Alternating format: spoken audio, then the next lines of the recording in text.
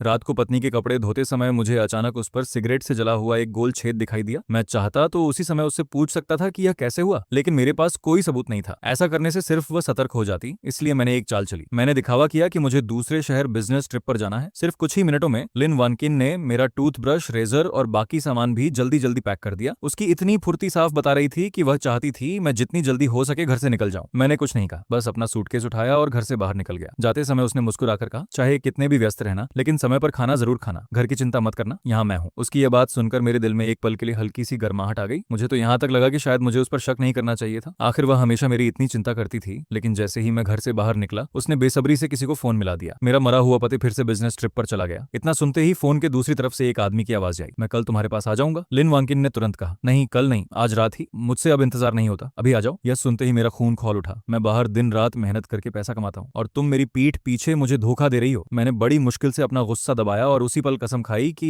इन दोनों को इसकी भारी कीमत चुकानी पड़ेगी। मैं ठंडे लोहे के दरवाजे से टिककर खड़ा रहा। घर के अंदर से लिन वानक्वीन की मीठी बातें मेरे चेहरे पर दहकती हुई लोहे की छड़ की तरह पड़ रही थीं। मैं हर दिन बाहर भाग दौड़ करता था, क्लाइंट्स को खुश करने के लिए रात रात भर शराब पीता था। जो भी पैसा कमाता बिना एक रुपया अपने पास रखे सब लिन वानकिन को दे देता। उसने एक बार यूं ही एक महंगे बैग की बात छेड़ी थी। मैंने 3 महीने तक अपना क्रेडिट कार्ड भरते भरते खुद पर खर्च करना छोड़ दिया, सिर्फ वह बैग खरीदने के लिए। लेकिन बदले में वह मेरे ही घर में मुझे इतना बड़ा धोखा दे रही थी। एक पल के लिए मेरा मन हुआ कि दरवाजा तोड़कर अंदर घुस जाऊं, लिन वानक्वीन को बाल पकड़कर घसीटूं और अधमरा कर दूं। लेकिन मेरा उठा हुआ पैर वहीं रुक गया। नहीं, अगर अभी अंदर घुस गया तो ज्यादा से ज्यादा मारपीट होगी, फिर झगड़ा और आखिर में तलाक। ये लिन वानक्वीन के लिए बहुत आसान सजा होगी। मैं चेन फेंक 8 साल से बिल्डिंग मटेरियल के कारोबार में हूँ। कैसे कैसे घटिया लोग देखे हैं, कैसी कैसी गंदी चालें देखी हैं। क्या मैं इतना बड़ा नुकसान यूं ही सह लूंगा? कभी नहीं। मैं उन दोनों की इज्जत, पैसा और सब कुछ छीन लूंगा। मैंने गहरी सांस ली, सीने में उठ रही आग को दबाया, फिर चुपचाप सीढ़ियों से नीचे उतर गया। नीचे जाकर एक सुविधा स्टोर के बाहर बैठ गया। दुकानदार ने पूछा, भाई क्या हुआ, किसी चोर का इंतजार कर रहे हो क्या? मैंने अभी खरीदी हुई बर्फ जैसी ठंडी कोला की बोतल खोली और एक लंबा घूंट भर लिया। इतनी ठंडी थी कि दांत तक सुन्न हो गए। मैं हल्का सा मुस्कुराया, कुछ नहीं भाई, बस किसी का इंतजार कर रहा हूँ। मैं वहीं बैठा रहा, एक के बाद एक कोला पीता रहा। करीब 20 मिनट बाद अपार्टमेंट का मुख्य दरवाजा खुला। लिन वानक्वीन बाहर निकली। उसे देखते ही मेरी आंखें लाल हो गईं। उसने वही रेशमी स्लिप ड्रेस पहन रखी थी जो मैंने पिछले महीने उसके लिए खरीदी थी। ऊपर हल्का सा जैकेट था, पैरों में वही हाई हील्स थीं जो मैंने अपने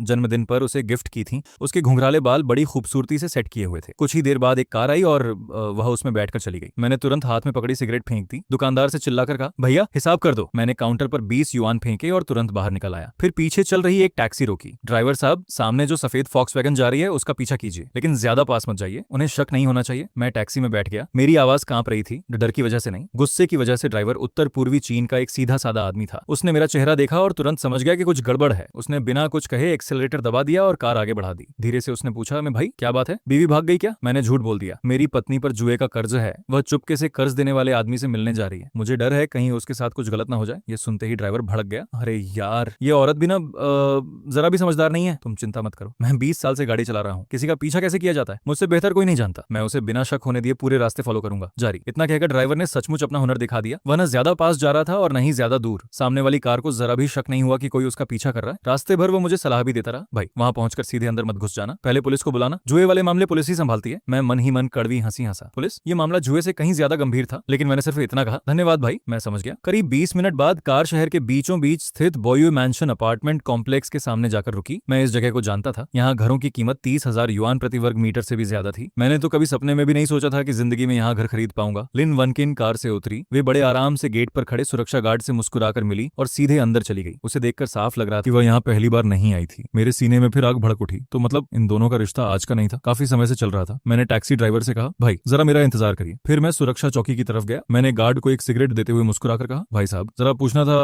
अभी जो लड़की अंदर गई है वो किस बिल्डिंग में गई है? गार्ड ने मेरी तरफ देखा, उसने सिगरेट नहीं ली, वह तुरंत सतर्क हो गया। तुम कौन हो? हम यहाँ रहने वालों की निजी जानकारी किसी को नहीं बताते। मैं पहले से तैयार था। मैंने बटुए से 100 युआन का नोट निकाला और चुपचाप उसके हाथ में रख दिया। फिर एक और सिगरेट आगे बढ़ाते हुए धीरे से कहा, भाई साहब जरा मदद कर दीजिए, वह मेरी बड़ी बहन है। मेरे जीजा का बाहर किसी और औरत से चक्कर चल रहा है। मेरी बहन उसे रंगे हाथ पकड़ने आई है। मुझे डर है कहीं कोई बड़ी बात ना हो जाए। बस इतना बता दीजिए कि वह किस बिल्डिंग में गई है, ताकि जरूरत पड़ने पर मैं तुरंत ऊपर पहुंच सकूं। गार्ड ने हाथ में पकड़े 100 युआन के नोट को दबाकर देखा, फिर मेरी तरफ दोबारा नजर डाली। इस बार उसकी आंखों में सतर्कता की जगह सहानुभूति थी। उसने सिगरेट ले ली, फिर मेरे कान के पास आकर धीरे से बोला, 12 नंबर बिल्डिंग, पहली यूनिट, 18वीं मंजिल, फ्लैट 1801। घर के मालिक का नाम जंग हाओ है। वह लड़की अक्सर यहाँ आती रहती है, हम सब उसे पहचानते हैं। ये सुनते ही मेरा दिल जोर से धड़क उठा। जंग हाओ, ये नाम मेरे लिए बिल्कुल अनजान नहीं था। वह उसी कंपनी का डिप्टी मैनेजर था जहाँ पहले लिन वानक्वीन काम करती थी। लिन वानक्वीन कई बार मेरे सामने उसका जिक्र कर चुकी थी। वह हमेशा कहती थी, हम हमारे मैनेजर जांग बहुत अच्छे इंसान हैं, ऑफिस में मेरा बहुत ख्याल रखते हैं। और मैं कितना मूर्ख था, मैंने उससे कहा था। तो फिर तुम्हें उनका अच्छे से धन्यवाद करना चाहिए, कभी समय मिले तो उन्हें खाने पर बुला लेना। अब समझ आया, मैंने तो खुद ही भेड़िए को अपने घर का रास्ता दिखा दिया था, अपने ही हाथों अपने सिर पर हरी टोपी पहन ली थी। मैंने गार्ड का धन्यवाद किया और वापस मुड़ गया। जारी। मैं वापस टैक्सी में आकर बैठ गया। उत्तर पूर्व वाला ड्राइवर तुरंत बोला, भाई मिला पता? मैंने सिर हिलाया। हाँ। फिर मैंने कहा, भाई एक काम और कर दीजिए, मुझे रेलवे स्टेशन के पास वाले हिल्टन होटल छोड़ दीजिए। वह थोड़ा हैरान हो गया, ऊपर नहीं जाओगे? मैं हल्का सा मुस्कुराया, लेकिन इस बार मेरी मुस्कान बर्फ जैसी ठंडी थी। जल्दी किस बात की? असली तमाशा तो अब शुरू होगा, उन्हें अभी कुछ दिन और मजे करने दो। ड्राइवर ने मेरी तरफ अजीब नजरों से देखा, शायद उसे लगा कि मैं बहुत गहरा सोचने वाला इंसान हूँ। उसने बिना कुछ कहे मुझे हिल्टन होटल पहुंचा दिया। मैंने एक कमरा लिया, सूटकेस फर्श पर फेंका और सीधे बिस्तर पर गिर पड़ा। मेरे दिमाग में बार बार वही बातें घूम रही थी जो मैंने सुनी थी, जो मैंने अपनी आंखों से देखी थी। गुस्से से मेरा पूरा शरीर कांप रहा था। मेरी और लिन वनकीन की मुलाकात कॉलेज से ग्रेजुएशन के बाद हुई थी। हमने 3 साल तक एक दूसरे को डेट किया, फिर 3 साल शादीशुदा जिंदगी बिताई। पूरे 6 साल मेरा परिवार अमीर नहीं था, मैं गांव से आया था, न कोई बैकग्राउंड न कोई सहारा, और सब कुछ मैंने अपने दम पर बनाया था। जब हमने नौकरी शुरू की थी, हम एक छोटे से किराए के कमरे में रहते थे। गर्मियों में वहां एसी भी नहीं था, इतनी गर्मी होती थी कि रात भर नींद नहीं आती थी। तब मैं पूरी रात हाथ से पंखा झलता रहता था ताकि लिन वनक्वीन आराम से सो सके। उस समय उसने मेरा हाथ पकड़कर कहा था, चेंफेंग, मुझे तुम्हारे पैसों से मतलब नहीं है, मुझे सिर्फ इतना चाहिए कि तुम हमेशा मेरे साथ अच्छा व्यवहार करो। हम दोनों मिलकर मेहनत करेंगे, एक दिन हमारे पास सब कुछ होगा। मैंने उसकी हर बात पर भरोसा कर लिया। मैं जान तोड़कर मेहनत करने लगा। एक छोटे से सेल्समैन से शुरू करके मैं रीजनल मैनेजर बन गया। मेरी तनख्वाह 3,000 युआन से बढ़कर 30,000 युआन हो गई। कई बार तो सिर्फ कमीशन ही 1 लाख युआन से ज्यादा मिल जाता था। मैंने अपनी सारी सैलरी वाले कार्ड उसे दे दिए। अपने लिए हर महीने सिर्फ 500 युआन रखता था, वह भी सिर्फ सिगरेट के खर्च के लिए। उसे जो भी चीज चाहिए होती मैं बिना एक पल सोचे खरीद देता। मुझे हमेशा लगता था उसने मेरे साथ मुश्किल दिन देखे हैं, इसलिए मैं उसे दुनिया की हर खुशी देना चाहता था। लेकिन उसने मेरे कमाए हुए पैसों से आराम की जिंदगी जी और हर दिन यही चाहती रही कि मैं जल्दी से बिजनेस ट्रिप पर निकल जाऊं। जितना ज्यादा मैं सोचता उतना ही मेरा गुस्सा बढ़ता जाता। मैंने जोर से मुक्का बिस्तर पर मारा, हाथ तक दर्द करने लगा। नहीं, मैं इस बात को ऐसे खत्म नहीं होने दूंगा। मैंने मोबाइल निकाला और अपने 2 सबसे भरोसेमंद दोस्तों को फोन लगाया। जारी। उनमें से एक का नाम ओल्ड के था, वह मेरा कॉलेज का दोस्त था। आजकल एक इंटरनेट कंपनी में डेटा सिक्योरिटी का काम करता था। उसकी तकनीकी क्षमता कमाल की थी। ऊपर से भले ही वह कम बोलने वाला इंसान था, लेकिन किसी की जानकारी निकालने की बात हो तो उससे कुछ भी छिप नहीं सकता था। दूसरा दोस्त पंकजी था। हम दोनों एक ही गांव में बड़े हुए थे। आज शहर में उसकी अपनी कार रिपेयर की दुकान थी। हर तरह के लोगों से उसकी पहचान थी। उसके पास लोगों का बड़ा नेटवर्क था और दिमाग भी तेज चलता था। मैंने दोनों को फोन किया। मेरी आवाज सुनते ही उन्हें समझ आ गया कि कुछ बहुत गंभीर हुआ है। दोनों ने एक साथ पूछा, चेनफंग क्या हुआ? मैंने उनसे कुछ भी नहीं छिपाया। जो कुछ हुआ था शुरू से लेकर आखिर तक सब कुछ विस्तार से बता दिया। मेरी पूरी बात सुनने के बाद फोन के दूसरी तरफ कुछ देर तक सन्नाटा छाया रहा। फिर अचानक पंकजी गुस्से से फट पड़ा, चेनफेंग, वो औरत तो बिल्कुल निकृष्ट निकली, और वह जांग हाओ भी।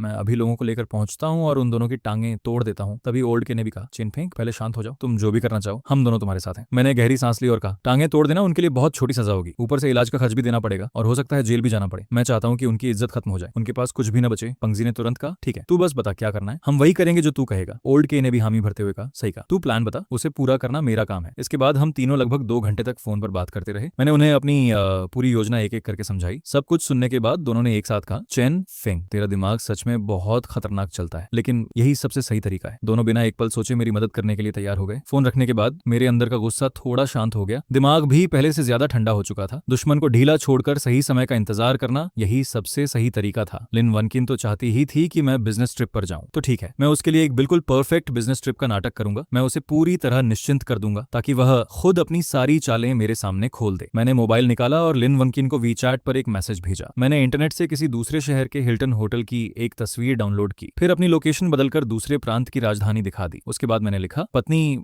मैं होटल पहुंच गया हूं, अभी अभी सामान रखकर फ्री हुआ हूं, तुम भी जल्दी सो जाना। सिर्फ 2 सेकंड बाद ही उसका जवाब आ गया, पति, अच्छा हुआ तुम सही सलामत पहुंच गए, बहुत थक गए होंगे ना, जल्दी से नहा लेना और आराम करना, समय पर खाना जरूर खाना, हर समय इंस्टेंट नूडल्स मत खाना, वह पेट के लिए अच्छे नहीं होते। उसका यह मैसेज पढ़कर मुझे उल्टी आने लगी। अभी कुछ देर पहले वही औरत किसी दूसरे आदमी से कह रही थी मेरा मरा हुआ पति बिजनेस ट्रिप पर चला गया, और अब वही मेरे सामने प्यार और चिंता का नाटक कर रही थी। अगर ऐसी एक्टिंग करने वालों को पुरस्कार मिलता तो उसे ऑस्कर का गोल्डन अवार्ड भी कम पड़ जाता। मैंने मन की घिन दबाते हुए जवाब भेजा, ठीक है पत्नी, मुझे पता था कि तुम ही मेरी सबसे ज्यादा चिंता करती हो। वैसे इस बार बिजनेस ट्रिप पर मुझे तुम्हारे लिए शनेल का एक लिमिटेड एडिशन बैग पसंद आया है, वापस आते समय तुम्हारे लिए लेकर आऊंगा। लिन वनकिन ने तुरंत जवाब दिया, पति तुम कितने अच्छे हो, मैं तुमसे बहुत प्यार करती हूँ, तुम भी बाहर अपना ध्यान रखना, ज्यादा थकना मत। मैं स्क्रीन की तरफ देखकर ठंडी हंसी हंसा, इंतजार करो, मैं भी तुम्हें एक ऐसा सरप्राइज दूंगा जिसे तुम पूरी जिंदगी कभी नहीं भूलोगी। अगले 2 दिनों तक बेस मैं होटल में ही रुका रहा। हर दिन लिन वनकिन को मैसेज भेजता रहा, उसे अपनी नकली लोकेशन भेजता, इंटरनेट से डाउनलोड की हुई तस्वीरें भेजता, कभी क्लाइंट के साथ खाने की तो कभी निर्माण स्थल पर काम देखने की फोटो भेज देता। सब कुछ इतना स्वाभाविक था कि उसे जरा भी शक नहीं हुआ। उधर लिन वनकिन हर दिन मुझसे मीठी मीठी बातें करती, मेरी चिंता जताती, और दूसरी तरफ जांग हाओ के साथ रंगरलियां मनाती रहती। मुझे यह सब पता था क्योंकि दूसरी ही रात मैं चुपके से एक बार घर वापस गया। घर की एक अतिरिक्त चाबी मैंने पहले से ही सीढ़ियों के पास लगे फायर बॉक्स में छिपाकर रखी हुई थी। लिन वानकिन को इस बारे में कभी पता नहीं था। रात लगभग 10 बजे जब लिन वनकिन और जांग हाओ डेट पर बाहर गए हुए थे, मैंने अतिरिक्त चाबी से दरवाजा खोला और घर के अंदर चला गया। घर बिल्कुल वैसा ही था जैसा मैं छोड़कर गया था, लेकिन ड्राइंग रूम की सेंटर टेबल पर 2 रेड वाइन के गिलास रखे थे, साथ ही एक एस्ट्रे भी रखा था। उसमें जोंगहुआ ब्रांड की सिगरेट के कई टुकड़े पड़े थे। वह सिगरेट मैं कभी नहीं पीता था। उसे देखते ही मेरे दांत गुस्से से भींच गए। ये मेरा घर था, मेरा अपना घर। इस घर की डाउन पेमेंट मेरे माता पिता ने अपनी पूरी जिंदगी की जमा पूंजी लगाकर भरी थी। बाकी पैसे मैंने अपनी कई सालों की बचत से जोड़े थे। हर महीने की होम लोन की किस्त भी मेरी ही तनख्वाह से कटती थी। लेकिन अब कोई दूसरा आदमी मेरे ही सोफे पर बैठकर मेरी खरीदी हुई रेड वाइन पी रहा था, मेरे ही घर में सिगरेट पी रहा था और मेरी पत्नी को अपनी बाहों में भर रहा था। मैंने फिर से अपने गुस्से को दबाया, बैग खोला और उसमें से कई छोटे छोटे छिपे हुए कैमरे निकाले। वे इतने छोटे थे कि ध्यान से देखने पर भी आसानी से दिखाई नहीं देते थे। मैंने फुर्ती से एक कैमरा ड्राइंग रूम में टीवी की बैकग्राउंड वॉल के पीछे लगा दिया, दूसरा बेडरूम के बेड साइड टेबल के पास लगाया, तीसरा स्टडी रूम की किताबों वाली अलमारी पर लगा दिया। तीनों कैमरों का एंगल ऐसा रखा कि बिस्तर और सोफा साफ दिखाई दें, वीडियो और आवाज दोनों बिल्कुल साफ रिकॉर्ड हो सके। सभी कैमरे लगाने के बाद मैंने घर की हर चीज पहले जैसी कर दी, यहाँ तक कि फर्श पर पड़ा एक बाल भी अपनी जगह से नहीं हिलाया, ताकि लिन वनकिन को जरा भी एहसास न हो कि उसके पीछे कोई घर में आ चुका है, ताकि लिन वनकिन के वापस आने पर उसे जरा भी पता न चले कि कोई घर में आया था। घर से निकलने से पहले मैंने हमारी शादी वाले बिस्तर की तरफ आखिरी बार देखा। उस पर वही गुलाबी रेशमी बेडशीट बिछी हुई थी जो मैंने पिछले साल हमारी शादी की सालगिरह पर उसे उपहार में दी थी। उस समय उसने कहा था कि उसे वह बहुत पसंद आई है। मैं ठंडी हंसी हंसा, फिर बिना आवाज किए दरवाजा बंद किया और चुपचाप वहां से निकल गया। होटल लौटने के बाद मैंने अपना मोबाइल निकाला और कैमरों से कनेक्ट कर लिया। कुछ ही पल में सभी कैमरों की तस्वीर और आवाजें साफ साफ मेरे फोन पर आने लगी। रात लगभग 12 बजे लिन वनकिन और जांग हाओ वापस घर लौट आए। मैंने आवाज चालू कर दी। एक तरफ उनकी बातें सुन रहा था और दूसरी तरफ सिगरेट पर सिगरेट पिए जा रहा था। ऐसा नहीं था कि मुझे गुस्सा नहीं आ रहा था, बल्कि मैं इतना ज्यादा गुस्से में था कि अब पूरी तरह शांत हो चुका था। मैं इन दोनों के हर सबूत को इकट्ठा करना चाहता था ताकि सही समय आने पर उन्हें एक ही बार में पूरी तरह बर्बाद कर सकूं। उनकी बातें सुनते सुनते अचानक मेरे मन में एक शरारती ख्याल आया। मैंने तुरंत लिन वनकिन को फोन मिला दिया। कई बार घंटी बजने के बाद उसने कॉल उठाई। उसकी आवाज में साफ घबराहट थी। पति, इतनी रात को फोन? क्या हुआ? सब ठीक तो है? मैंने जानबूझकर बहुत थकी हुई आवाज में कहा। कुछ नहीं पत्नी, अभी अभी काम खत्म हुआ, अचानक तुम्हारी याद आ गई, इसलिए सोचा तुमसे बात कर लूं। लेकिन तुम्हारी आवाज कुछ अलग लग रही है। तुम्हें जुकाम हो गया है क्या? लिन वनकिन ने तुरंत जवाब दिया। नहीं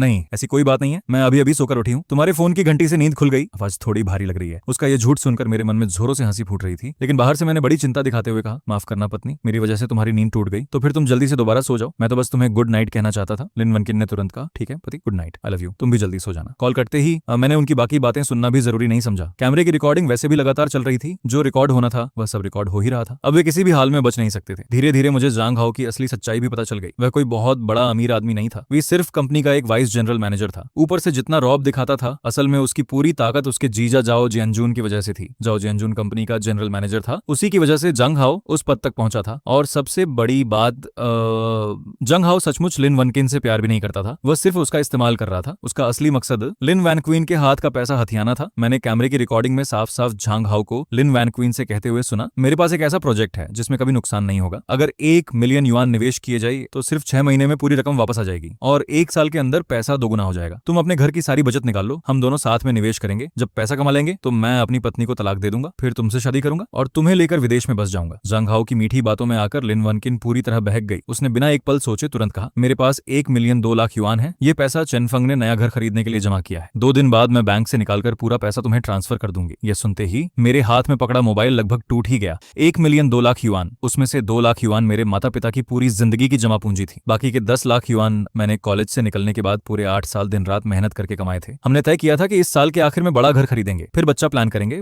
लेकिन लिन वनकिन वही पैसा जेंग हाओ को देना चाहती थी ताकि वह अपने गड्ढे भर सके। गुस्से से मेरा पूरा शरीर कांपने लगा, लेकिन अगले ही पल मेरे चेहरे पर मुस्कान आ गई। मेरा पैसा इतनी आसानी से? सपने में भी नहीं। मैंने पहले से ही एक सुरक्षा व्यवस्था कर रखी थी। हालांकि मेरी सैलरी वाला बैंक कार्ड लिन वनकिन के पास था, लेकिन उससे जुड़ा मोबाइल नंबर मेरा पुराना नंबर था और वह सिम अब भी मेरे ही पास था। लिन वनकिन ने कभी इस बात पर ध्यान ही नहीं दिया। उसे हमेशा यही लगता रहा कि बैंक कार्ड उसके अपने मोबाइल नंबर से जुड़ा हुआ है। उसी रात मैंने मोबाइल बैंकिंग खोली। अकाउंट में पड़े 1 मिलियन 2 लाख युआन को देखकर मैं ठंडी हंसी हंसा। फिर मैंने पांगजी को फोन लगाया, मुझे अपना बैंक अकाउंट नंबर भेज, मैं अभी तुझे 1 मिलियन युआन ट्रांसफर कर रहा हूँ। ट्रांसफर के नोट में लिखूंगा बिल्डिंग मटेरियल प्रोजेक्ट इन्वेस्टमेंट। कुछ समय बाद मैं वो पैसा वापस ले लूंगा और तेरी मदद के बदले 2 लाख नहीं 20,000 युआन अलग से दूंगा। पंगजी तुरंत बोला, चेनफिंग तू कैसी बातें कर रहा है? दोस्ती में किसी इनाम की जरूरत नहीं होती। अभी अपना अकाउंट नंबर भेज भेजता हूँ, तू चिंता मत कर, सब काम ठीक से हो जाएगा। 1 मिनट भी नहीं बीता था कि पंकजी ने अपना बैंक अकाउंट नंबर भेज दिया। मैंने तुरंत बैंक ऐप खोला और 1 मिलियन युआन उसके अकाउंट में ट्रांसफर कर दिया। ट्रांसफर के विवरण में लिखा था बिल्डिंग मटेरियल प्रोजेक्ट इन्वेस्टमेंट। उसके बाद मैंने ट्रांसफर का रिकॉर्ड भी हटा दिया। फिर बैंक के SMS अलर्ट वाला मोबाइल नंबर बदलकर अपने वर्तमान नंबर पर कर दिया। अब से बैंक से जुड़ा कोई भी मैसेज सीधे मेरे मोबाइल पर आएगा। लिन वैनकिन के फोन पर अब बैंक का एक भी SMS नहीं जाएगा। ये सब करने के बाद मैंने राहत की सांस ली। कम से कम पैसा तो सुरक्षित हो गया था। अब अगला काम था उन दोनों से इसकी पूरी कीमत वसूल करना। इसके बाद मैंने ओल्ड के को फोन लगाया। ओल्ड के, मैंने जो झांग हाओ के बारे में पता लगाने को कहा था, कुछ मिला? ओल्ड के बोला, लगभग सब पता चल गया। वह आदमी सिर्फ दिखावा करता है, असल में पूरा का पूरा निकम्मा है। अपने जीजा जाओ जियनजून के भरोसे ही यहाँ तक पहुंचा है। कंपनी में अपनी पोस्ट का फायदा उठाकर वे बाहर के सप्लायरों से मिलकर कमीशन खाता रहा है। अब तक लगभग 8 लाख युआन से ज्यादा हड़प चुका है। इतना ही नहीं, उसने कंपनी के 2 मिलियन युआन से ज्यादा के माल का भी गबन किया है ताकि शेयर बाजार में हुए अपने नुकसान की भरपाई कर सके। और अभी तक उसके जीजा जो जिनजुन को इस बात की भनक भी नहीं लगी है। ओल्ड के थोड़ा रुका, फिर बोला, वैसे एक और जबरदस्त खबर है। पिछले लगभग 1 साल से जांग हाओ का अपने जीजा जाओ जियानजून की सेक्रेटरी के साथ भी चक्कर चल रहा है और जाओ जियनजून को इसकी भी कोई जानकारी नहीं है। ये सुनते ही मैं जोर से हंस पड़ा। सचमुच आज तो किस्मत पूरी तरह मेरे साथ थी। अगर जाओ जियानजून को ये सब पता चल गया तो वह जेंग हाओ की जिंदगी बर्बाद कर देगा। मैंने तुरंत कहा, ओल्ड के, इन सबूतों को अच्छे से व्यवस्थित कर दो। बैंक रिकॉर्ड, लेन देन, अस्की, चैट हिस्ट्री, जो भी मिला है सब एक साथ तैयार कर दो। फोन रखते ही सिर्फ 2 मिनट बाद ओल्ड के ने पूरी फाइल मुझे भेज दी। मैंने फाइल खोली। उसके अंदर झांग हाओ के सारे काले कारनामे एक एक करके दर्ज थे। हर सबूत साफ था, हर रिकॉर्ड पक्का था। इन सबूतों के साथ सिर्फ जाओ जियनजून ही नहीं, अगर मामला सीधे पुलिस तक पहुंच जाए तो जांग हाओ को कई सालों की जेल होना तय था। मैंने उन सबूतों को देखते हुए हल्की सी मुस्कान दी। जांग हाओ, लिन वनकीन, अब तुम्हारे अच्छे दिन खत्म हो चुके हैं, अब मेरी बारी है। उन सबूतों को देखते हुए मेरे होंठों पर हल्की सी मुस्कान आ गई। जांग हाओ, लिन वनकीन, अब तुम्हारे अच्छे दिन खत्म हो चुके हैं, अब मेरी बारी है। मैंने जानबूझकर लिन वनकीन को विचैट पर एक मैसेज भेजा, पत्नी, यहाँ प्रोजेक्ट में थोड़ी दिक्कत आ गई है, शायद मुझे तय समय से पहले वापस आना पड़े। लगभग परसों तक घर पहुंच जाऊंगा। मैसेज भेजे हुए 2 सेकंड भी नहीं हुए थे कि लिन वनकीन का फोन आ गया। उसकी आवाज में साफ घबराहट थी। पति, क्या हुआ? पति माम, क्या हुआ? प्रोजेक्ट में कैसी दिक्कत आ गई? कोई गंभीर बात तो नहीं है? मैं मन ही मन ठंडी हंसी हंसा। तुम्हें प्रोजेक्ट की नहीं, मेरे जल्दी घर लौटने की चिंता हो रही है। लेकिन मैंने बाहर से बेबसी दिखाते हुए कहा, मत पूछो, क्लाइंट ने अचानक अपनी जरूरतें बदल दी हैं। अब कॉन्ट्रैक्ट फिर से साइन करना पड़ेगा। यहाँ अभी मेरा रुकना बेकार है। इससे अच्छा है कि पहले घर लौट जाऊं। जब उधर सब तय हो जाएगा तब फिर वापस आ जाऊंगा। लिन वनकिन ने तुरंत कहा, नहीं, ऐसा मत करो, वहीं रुक जाओ। क्या पता क्लाइंट कभी भी फैसला कर ले। और वैसे भी इतनी मुश्किल से तो तुम्हें बिजनेस ट्रिप का मौका मिला है, इसे थोड़ा आराम समझकर वहीं कुछ दिन और रुक जाओ। घर की बिल्कुल चिंता मत करो, मैं सब संभाल लूंगी। उसकी बात सुनकर मैं मन ही मन हंस पड़ा। फिर मैंने जानबूझकर हिचकिचाते हुए कहा, लेकिन मुझे तुम्हारी बहुत याद आ रही है। मैं जल्दी घर आकर तुमसे मिलना चाहता हूँ। लिन वानक्वीन ने तुरंत जवाब दिया, अरे मुझे भी तुम्हारी बहुत याद आती है, लेकिन काम सबसे जरूरी है। तुम वहीं कुछ दिन और रुक जाओ, क्लाइंट से अच्छी तरह बात करो, कोशिश करो कि ये प्रोजेक्ट मिल जाए। घर पर मैं हूँ, तुम बिल्कुल चिंता मत करो। मैंने हंसी रोकते हुए कहा, ठीक है, जब मेरी समझदार पत्नी इतना कह रही है तो मैं कुछ दिन और रुक जाता हूँ। क्लाइंट से अच्छी तरह बात करूंगा और प्रोजेक्ट मिल गया तो तुम्हारे लिए इससे भी बड़ा बैग खरीद कर लाऊंगा। लिन वनकिन ने राहत की सांस लेते हुए कहा, पति, तुम सबसे अच्छे हो, आई लव यू। फोन कटते ही मैंने तुरंत कैमरे की लाइव रिकॉर्डिंग खोल दी। मैंने कैमरे की लाइव रिकॉर्डिंग खोली। ठीक उसी समय मैंने देखा लिन वॉन्क्वीन ने मेरा फोन रखते ही तुरंत जांग हाओ को फोन मिलाया। जांग हाओ, सब ठीक हो गया, मैंने उसे मना लिया, वे वापस नहीं आ रहा, अभी कुछ दिन और वहीं रहेगा। आज रात तुम फिर आ जाओ। फोन के दूसरी तरफ से जांग हाओ की हंसी सुनाई दी, जरूर आऊंगा, आज रात फिर तुम्हारे पास आता हूँ। स्क्रीन पर यह सब देखकर मैं ठंडी हंसी हंसा। ठीक है, आना चाहते हो ना, तो मैं तुम दोनों के लिए ऐसा शानदार इंतजाम करूंगा कि जिंदगी भर याद रखोगे। मैंने तारीख का हिसाब लगाया। अब जाल समेटने का समय आ चुका था। मैंने तुरंत जंग हाओ के जीजा जाओ जिनजुन को एक गुमनाम ईमेल भेजा। उस ईमेल में जंग हाओ द्वारा कंपनी में की गई सारी गड़बड़ियों के सबूत थे, उसके कमीशन खाने के रिकॉर्ड, उसके भ्रष्टाचार के सबूत और जाओ जिनजुन की सेक्रेटरी के साथ उसकी चैट हिस्ट्री, साथ ही होटल में साथ ठहरने के रिकॉर्ड भी। हर सबूत बिल्कुल साफ और पक्का था। ईमेल के आखिर में मैंने सिर्फ एक लाइन लिखी, प्रेसिडेंट जाओ, अपना ख्याल रखिए, आपका प्यारा साला सिर्फ आपकी कंपनी ही नहीं लूट रहा, वह आपकी औरत के साथ भी सो रहा है। आज रात ठीक 8 बजे फैंडो garden residential complex, building 12, unit 2, flat 1020 में, यानी अपनी प्रेमिका के घर पर होगा। अगर विश्वास न हो तो खुद जाकर देख लीजिए। ईमेल भेजने के बाद मैंने जो जियानजुन के निजी मोबाइल नंबर पर भी एक गुमनाम SMS भेज दिया। उसमें लगभग वही बातें लिखी और उसे ईमेल देखने की याद दिला दी। ये सब करने के बाद मैंने घड़ी की तरफ देखा। दोपहर के 3 बज चुके थे। अब असली खेल शुरू होने वाला था। मैंने होटल का कमरा खाली किया, सूटकेस उठाया और सीधे पंगजी की कार रिपेयर की दुकान पर पहुंच गया। वहां पंगजी और ओल्ड के पहले से मेरा इंतजार कर रहे थे। मुझे देखते ही पंगजी बोला, चेनफेंग, सब तैयारी हो गई? मैंने सिर हिलाया, हाँ सब तैयार है, आज रात हम असली तमाशा देखेंगे। पंगजी ने मेरे कंधे पर हाथ रखा और कहा, चिंता मत कर, मैं अपने 2 भरोसेमंद लोगों को भी साथ लाया हूँ, वे बाहर इंतजार कर रहे हैं। आज रात उन दोनों की इज्जत पूरी तरह मिट्टी में मिल जाएगी। ओल्ड के भी बोला, मेरी तरफ से भी सब तैयार है। वीडियो के सारे सबूत 3 जगह बैकअप कर दिए हैं। एक कॉपी तुम्हारे पास रहेगी, एक अदालत के लिए और एक अलग सुरक्षित रखी है, कुछ भी खोएगा नहीं। मैंने दोनों के कंधे थपथपाए। धन्यवाद, तुम दोनों सच में मेरे भाई हो। पंगजी ने हाथ हिलाते हुए कहा, अरे हमारे बीच धन्यवाद कैसा, चलो अब निकलते हैं, समय हो गया है। हम तीनों पंगजी की कार में बैठे और मेरे अपार्टमेंट कॉम्प्लेक्स की तरफ चल पड़े। हमने कार को अंडरग्राउंड पार्किंग में खड़ा किया, ठीक लिफ्ट के सामने। वहां से साफ दिखाई दे रहा था कि कौन लिफ्ट में जा रहा है और कौन बाहर आ रहा है। करीब शाम 7:30 बजे जंग हाओ आ गया। वह एक मर्सिडीज बेंज चलाकर पार्किंग में आया। उसके हाथ में गुलाबों का एक बड़ा गुलदस्ता था, साथ ही एक गिफ्ट बॉक्स भी था। वह गुनगुनाता हुआ लिफ्ट में चढ़ गया। उसने सीधे उस मंजिल का बटन दबाया जहां मेरा घर था। उसे देखकर मैं ठंडी हंसी हंसा। काफी रोमांटिक तैयारी करके आया है। करीब 20 मिनट बाद शाम 7:50 पर एक काली ऑडी A6 पार्किंग में आकर रुकी। उसमें से 4 लोग उतरे। बीच में एक अधेड़ उम्र का आदमी था। उसके चेहरे पर गुस्सा साफ दिखाई दे रहा था। उसने महंगा सूट पहन रखा था। वे और कोई नहीं, जाओ जिनजुन था। उसके पीछे काले कपड़ों में 3 सुरक्षा गार्ड खड़े थे।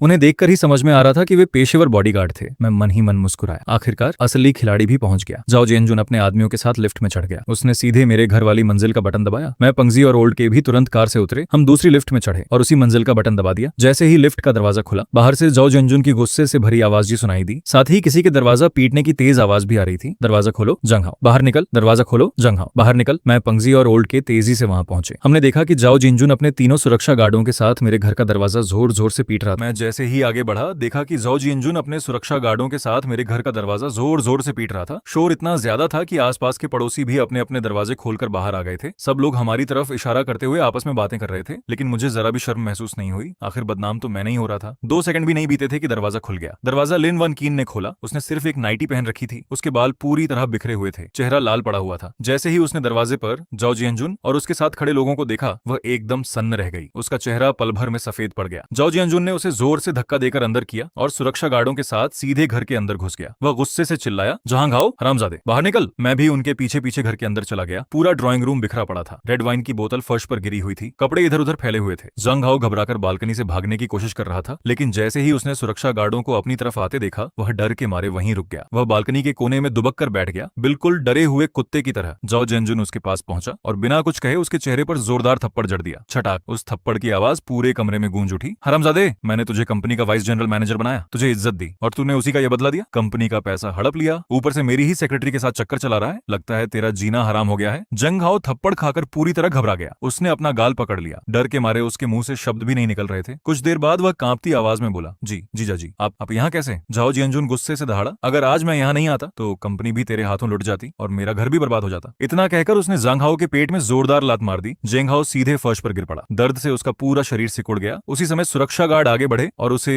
जमीन पर दबोच लिया। अब वह बिल्कुल भी हिल नहीं पा रहा था। तभी लिन वनकिन की नजर दरवाजे पर खड़े मुझ पर पड़ी। वह पूरी तरह जड़ हो गई। उसकी आंखें हैरानी से फैल गईं। वह अविश्वास भरी आवाज में बोली, चेनफेंग, तुम तो बिजनेस ट्रिप पर गए थे, तुम वापस कैसे आ गए? मैं दरवाजे के सहारे खड़ा था, दोनों हाथ सीने पर बांधे हुए। मैं हल्का सा मुस्कुराया, लेकिन उस मुस्कान में जरा भी गर्मजोशी नहीं थी। मैंने कहा, अगर वापस नहीं आता तो इतना शानदार तमाशा कैसे देख पाता पत्नी? अगर मैं वापस नहीं आता तो इतना शानदार तमाशा कैसे देख पाता पत्नी? मेरी बात सुनते ही लिन वनकिन का चेहरा पूरी तरह सफेद पड़ गया। उसके होंठ कांपने लगे। चेनफंग, मेरी बात सुनो, बात वैसी नहीं है जैसी तुम सोच रहे हो। मैंने हाथ उठाकर उसे रोक दिया। अब और झूठ मत बोलो। तुम्हारे और जंग हाओ के सारे सबूत मेरे पास हैं। तुम दोनों की हर हरकत मैंने अपनी आंखों से देखी है। इतना कहते हुए मैंने अपना मोबाइल निकाला और रिकॉर्ड की हुई वीडियो चला दी। स्क्रीन पर लिन वनकिन और जंग हाओ की सारी हरकतें साफ दिखाई देने लगी। पूरे कमरे में सन्नाटा छा गया। लिन वनकिन के पैरों तले जमीन खिसक गई। जंग हाओ भी पूरी तरह टूट गया। जाहो जियानजुन ने वीडियो देखते ही गुस्से में जांग हाओ के चेहरे पर एक और जोरदार मुक्का मारा। हरामजादे, अब भी कुछ कहना है? जांग हाओ दर्द से चिल्ला उठा, लेकिन इस बार उसके पास सफाई देने के लिए एक भी शब्द नहीं था। तभी जाओ जियानजुन ने अपने सुरक्षा गार्डों से कहा, इसे पकड़कर बाहर ले जाओ और कंपनी के ऑडिट विभाग को तुरंत बुलाओ। आज से इसकी पूरी जांच होगी। अगर एक पैसा भी गबन किया है तो इसकी बाकी जिंदगी जेल में गुजरेगी। सुरक्षा गार्ड तुरंत जांग हाओ को घसीटते हुए बाहर ले गए। जाते जाते जांग हाओ बार बार मेरी तरफ देख रहा था। उसकी आंखों में डर, पछतावा और नफरत तीनों साफ दिखाई दे रहे थे, लेकिन मुझे उस पर जरा भी तरस नहीं आया। ये सब उसी का किया हुआ था। अब सिर्फ उसकी बारी आई थी कीमत चुकाने की। जंग हाओ को घसीटकर बाहर ले जाने के बाद पूरे कमरे में सन्नाटा छा गया। जाओ जिनजुन ने मेरी तरफ देखा, फिर धीरे से कहा, मिस्टर चेन, इस बार मैं सच में शर्मिंदा हूँ। मेरी वजह से आपको इतना बड़ा नुकसान उठाना पड़ा। निश्चिंत रहिए, मैं आपको पूरा न्याय दिलाऊंगा। मैंने शांत स्वर में कहा, यह आपका मामला है। मुझे सिर्फ इतना चाहिए कि जिसने जैसा किया है उसे वैसी ही सजा मिले। जाओ जिनजुन ने सिर हिलाया। फिर वह अपने लोगों के साथ वहां से चला गया। अब पूरे घर में सिर्फ मैं और लिन वनकिन रह गए थे। वह अचानक मेरे सामने घुटनों के बल बैठ गई। रोते हुए उसने मेरे पैर पकड़ लिए। चेनफेंग, मैं गलत थी, मुझसे बहुत बड़ी गलती हो गई। कृपया मुझे एक मौका दे दो। मैं कसम खाती हूँ, आज के बाद कभी तुम्हारे साथ धोखा नहीं करूंगी। मैंने उसकी तरफ बिना किसी भाव के देखा। अब यह सब कहने का क्या फायदा? जब तुम जांग हाओ के साथ थी तब क्या एक बार भी मेरे बारे में सोचा था? वह लगातार रोती रही। मैं सच में तुमसे प्यार करती हूँ। मैं सिर्फ बहक गई थी। जांग हाओ ने मुझे धोखा दिया। उसने कहा था कि वह मुझसे शादी करेगा। मैं ठंडी हंसी हंसा। उसने तुम्हें धोखा दिया और तुमने मुझे। फर्क सिर्फ इतना है कि उसने तुम्हें इस्तेमाल किया, लेकिन मैंने तुम्हें पूरे दिल से चाहा था। मैंने अपना बैग खोला और उसमें से पहले से तैयार किया हुआ तलाक का समझौता निकालकर सेंटर टेबल पर रख दिया। यह तलाक का समझौता है, इस पर हस्ताक्षर कर दो। लिन वनकिन ने कांपते हाथों से समझौता उठाया। जैसे ही उसने शर्तें पढ़ी, उसका चेहरा बदल गया। चेनफंग, तुम चाहते हो कि मैं खाली हाथ घर छोड़ दूं? मैंने शांत स्वर में कहा, तुम्हारे और जंग हाओ के सारे सबूत मेरे पास हैं। अगर मामला अदालत तक गया तो तुम्हें एक पैसा भी नहीं मिलेगा। समझौते पर हस्ताक्षर करोगी तो कम से कम इज्जत से अलग हो जाओगी। नहीं करोगी तो अदालत में मिलते हैं। तुम्हारे और जंग हाओ के सारे सबूत मेरे पास हैं। अगर अदालत में मामला गया तो तुम्हें एक पैसा भी नहीं मिलेगा। समझौता यहीं रखा है। अगर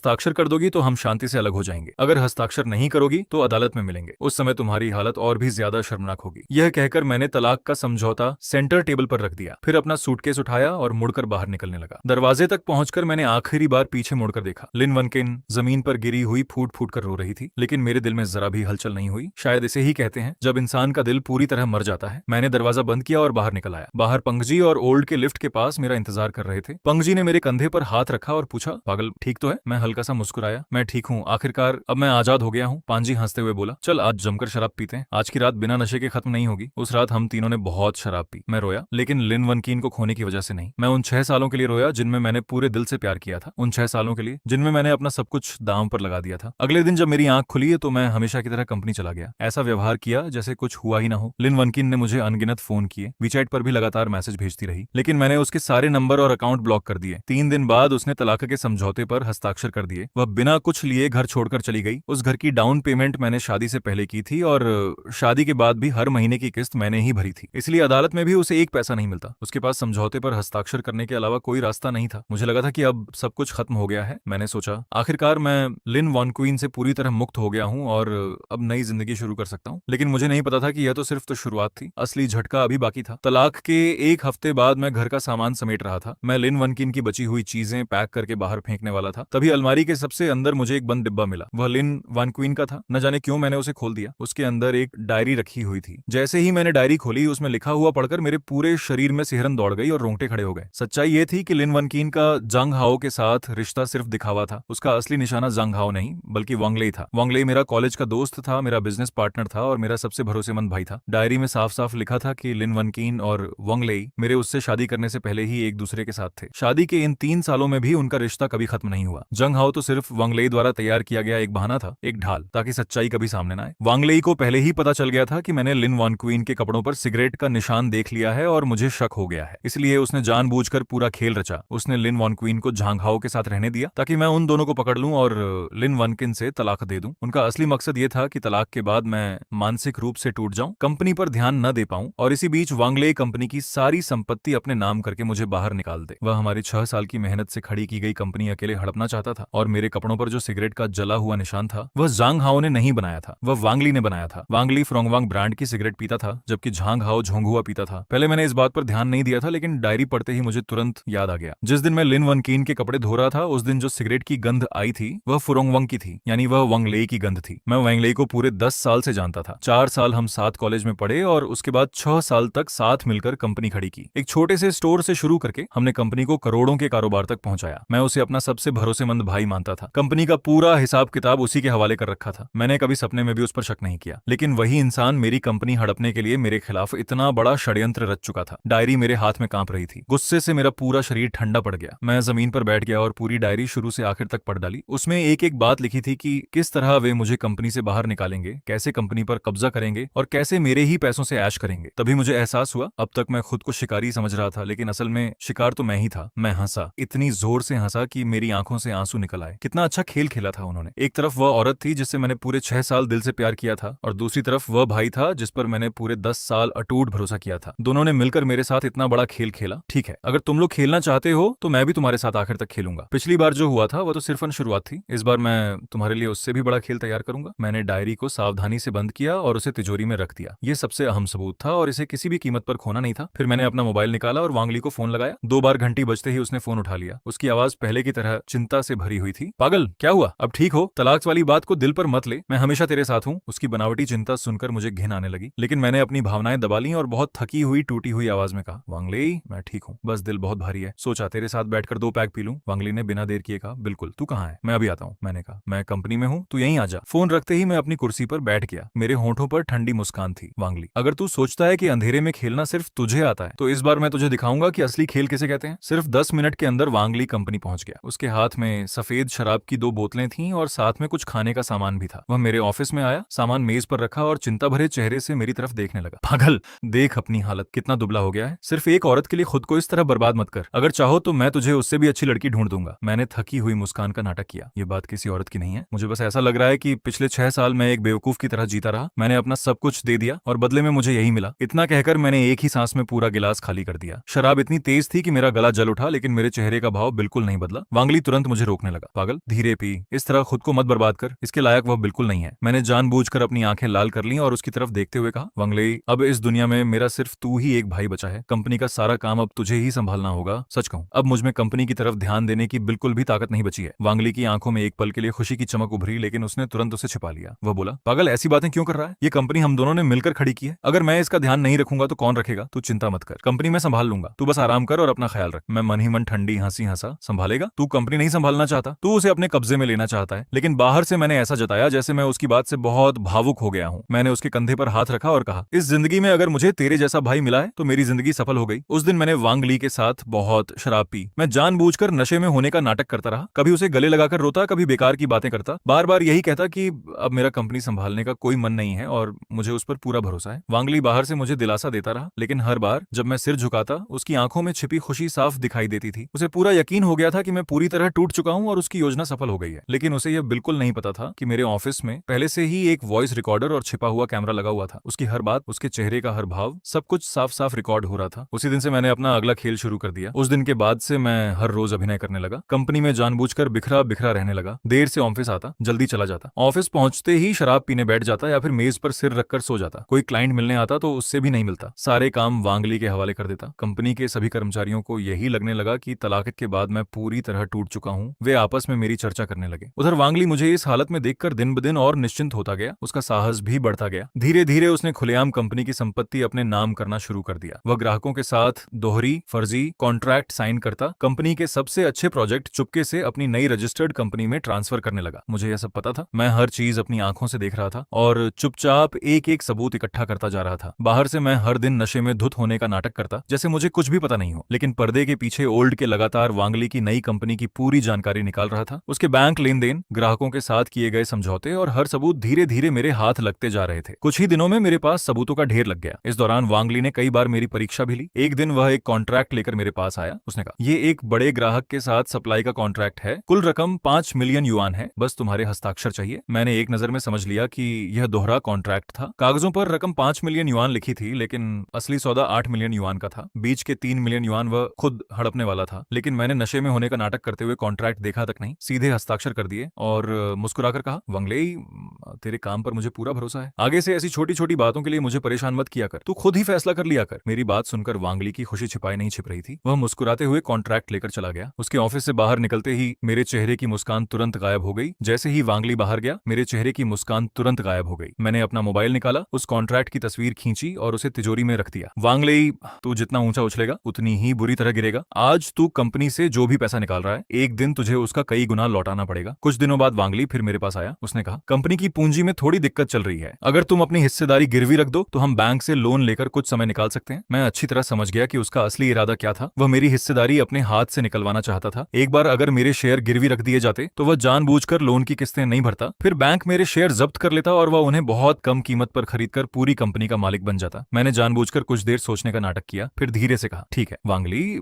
मुझे तुझ पर भरोसा है। तू जैसा ठीक समझे वैसा कर। जहां जहां मेरे हस्ताक्षर चाहिए मैं कर दूंगा। ये सुनकर वांगली की खुशी का ठिकाना नहीं रहा। उसे लगा कि मैं सचमुच इतना टूट चुका हूं कि बिना सोचे समझे हर कागज पर हस्ताक्षर कर दूंगा। लेकिन उसे क्या पता था, मैं पहले ही बैंक में अपने एक दोस्त से बात कर चुका था। अगर वांगली लोन की प्रक्रिया शुरू भी करता तो बैंक किसी भी हालत में उसे मंजूरी नहीं देता। वे सिर्फ उसे टालते रहते। मैं जानबूझकर उसे उम्मीद दे रहा था ताकि जब उसे लगे कि जीत बस एक कदम दूर है, उसी समय मैं उसे सबसे बड़ा झटका दूं। इसके अलावा मैंने एक और चाल चली। मुझे पता था कि वांगली शहर के बीचों बीच बनने वाले एक बड़े शॉपिंग मॉल के बिल्डिंग मटेरियल सप्लाई प्रोजेक्ट को हर हाल में हासिल करना चाहता था। उस प्रोजेक्ट की कीमत करोड़ों युआन थी। अगर वह उसे हासिल कर लेता तो कंपनी को पूरे साल किसी और काम की जरूरत नहीं पड़ती। वांगली पिछले लगभग 6 महीनों से इसी प्रोजेक्ट के पीछे भाग रहा था। उसने इसमें काफी पैसा और मेहनत लगा दी थी और अब सिर्फ कॉन्ट्रैक्ट साइन होने का इंतजार कर रहा था। मैंने जानबूझकर उस प्रोजेक्ट की सारी फाइलें अपनी ऑफिस टेबल पर खुली छोड़ दी ताकि वांगली उन्हें देख सके। फिर मैंने नशे में होने का नाटक करते हुए उससे कहा, इस प्रोजेक्ट के बारे में मेरी क्लाइंट से लगभग बात तय हो चुकी है, बस कॉन्ट्रैक्ट साइन होना बाकी है। ये सुनते ही वांगली की आंखें चमक उठी। उसने तुरंत मन ही मन योजना बना ली कि किसी तरह इस प्रोजेक्ट को मेरी जगह अपनी नई कंपनी के नाम करवा ले। लेकिन उसे क्या पता था कि यह पूरा प्रोजेक्ट उसी के लिए खोदा गया एक गड्ढा था। इस प्रोजेक्ट के क्लाइंट ली जोंग मेरे कई साल पुराने दोस्त थे। हमारा रिश्ता सिर्फ बिजनेस तक सीमित नहीं था। हमने साथ मिलकर जिंदगी के कई मुश्किल दौर देखे थे। मैंने वांगली की सारी साजिश शुरू से आखिर तक ली जोंग को बता दी। सब कुछ सुनते ही ली जोंग गुस्से से भर गए। उन्होंने कहा, चेन फेंक, तू बिल्कुल चिंता मत कर। जिसने तेरे साथ इतना बड़ा विश्वासघात किया है उसे मैं आसानी से नहीं छोड़ूंगा। इसके बाद हम दोनों ने मिलकर वांगली के लिए एक ऐसा जाल बिछाया जिससे उसका बच निकलना लगभग नामुमकिन था। इसके बाद वांग ली खुद ली जोंग से मिलने गया। ली जोंग ने जानबूझकर उसके सामने ऐसा व्यवहार किया जैसे वह उससे बहुत प्रभावित हो। उन्होंने उससे कहा, अगर तुम पहले 5 मिलियन युआन एडवांस के रूप में लगा दो तो ये पूरा प्रोजेक्ट मैं तुम्हारी कंपनी को दे दूंगा। इतना बड़ा प्रोजेक्ट सामने देखकर वांग ली का दिमाग पूरी तरह लालच में अंधा हो गया। उसने बिना जरा भी सोचे समझे तुरंत हामी भर दी। उसने कंपनी से पहले ही जो पैसा धीरे धीरे निकाल रखा था और अपनी सारी निजी बचत मिलाकर कुल 5 मिलियन युआन लीजोंग के खाते में एडवांस के रूप में ट्रांसफर कर दिए। जैसे ही पैसे लीजोंग के खाते में पहुंचे, उन्होंने तुरंत पूरी रकम मेरे खाते में भेज दी। फिर उन्होंने मुझे फोन करके कहा, चेनफंग, पैसा तुम्हारे पास पहुंच गया, अब आगे का खेल तुम्हारे हाथ में है। अपने खाते में पूरे 5 मिलियन युआन देखकर मैं हल्का सा मुस्कुराया। वांगली, तूने मेरा पैसा चुराया था, अब मैंने मूल के साथ साथ उसका ब्याज भी वापस ले लिया है। और उधर वांगली अभी भी खुशी से फूला नहीं समा रहा था। उसने कॉन्ट्रैक्ट पर हस्ताक्षर कर दिए थे और